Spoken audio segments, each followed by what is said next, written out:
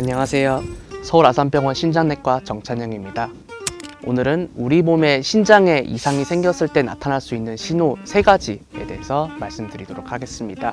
신장은 우리 몸의 청소부이자 필터 역할을 해요. 혈액에서 노폐물을 걸러내고 물과 전해질의 균형을 맞추며 소변을 만들어내는 일을 한답니다. 이렇게 중요한 신장에 이런저런 이유로 문제가 생기면 우리 몸은 여러 가지 신호를 보내게 됩니다.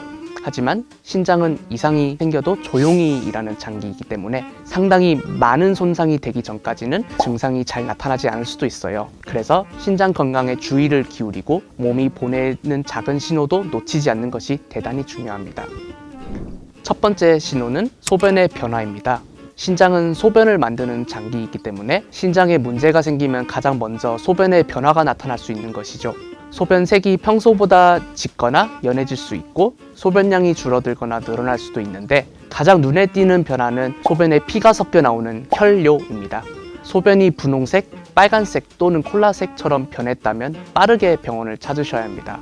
또 다른 중요한 변화는 소변을 보실 때 비정상적으로 많은 거품이 생기는 현상이에요. 건강한 소변에도 약간의 거품이 생길 수는 있지만 신장 필터가 손상되면 소변을 통해 단백질이 새어나와 마치 세제를 탄 것처럼 거품이 많아지고 오래 지속되는 특성이 생기게 됩니다. 이걸 단백뇨라고 부르는데 이 또한 신장 기능에 문제가 생겼다는 중요한 신호랍니다.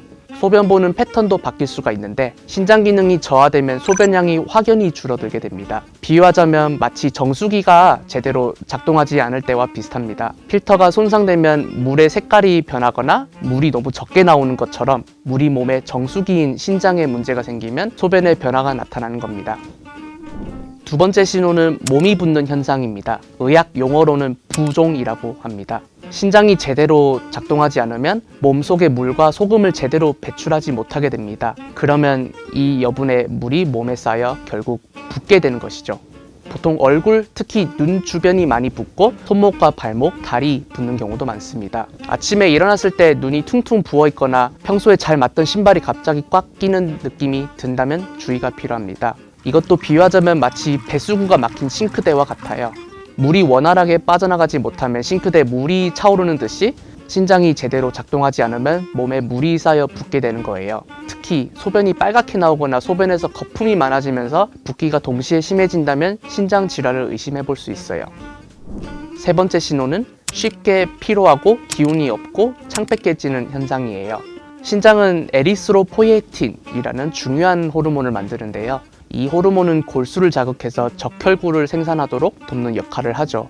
적혈구는 우리 몸에 들어온 산소를 운반하는 중요한 혈액세포인데요. 신장에 문제가 생기게 되면 이 에리스로포이에틴 호르몬이 충분히 만들어지지 않기에 적혈구가 줄어들게 되고 빈혈이 생길 수 있다는 것입니다. 빈혈이 생기면 몸에 충분한 산소가 공급되지 않기 때문에 쉽게 피로를 느끼고 기운이 없고 집중력이 떨어지고 어지럽고 숨이 차고 피부가 창백해지는 증상이 나타날 수 있는 것이죠.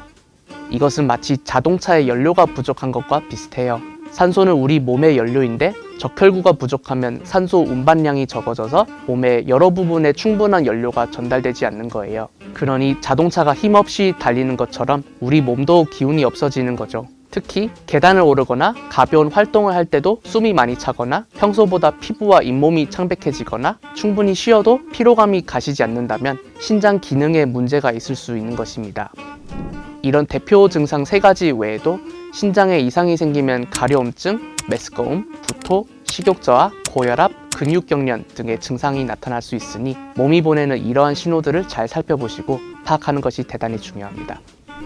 자, 지금까지 신장에 이상이 생겼다는 신호 3가지를 알아봤습니다. 기억해야 할 중요한 점은 이런 신호들이 나타난다고 해서 반드시 심각한 신장 질환이 아닐 수 있다는 것입니다.